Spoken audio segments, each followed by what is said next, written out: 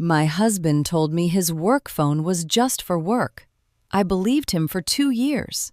Then one night, it buzzed on the nightstand, and he wasn't home to answer it. This is her story.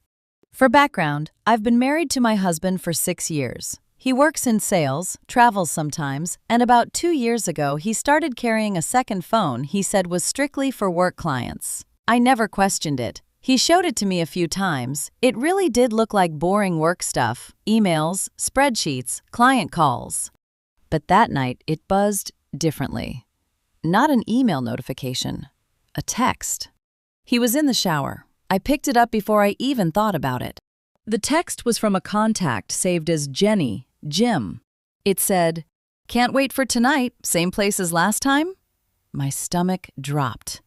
I told myself it could be nothing. Maybe a real Jim friend, maybe a coincidence.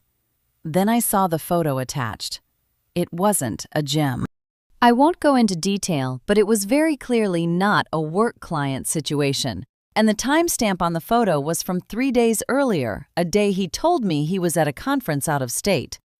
I sat on the bathroom floor outside the shower door for almost 10 minutes before he came out.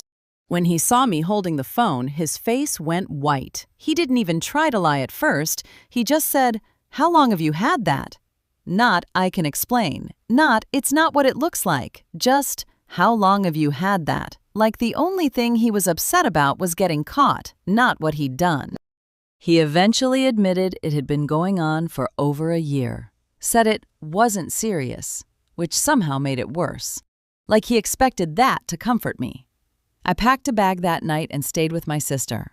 I've since found out the second phone wasn't even technically his. It was a prepaid line he'd been paying for in cash so it wouldn't show up on our bank statements. He'd planned for this. Not just cheated, planned to keep cheating without getting caught. We're separated now. I'm staying with my sister while we figure out next steps, and yes, I've already talked to a lawyer. The hardest part isn't even the cheating, honestly. It's realizing I spent 2 years defending a phone that was never really about work at all. If you've been through something like this, you're not alone. These stories are more common than people think. If this story got to you, subscribe for more like it, and let me know in the comments, what would you have done in her position?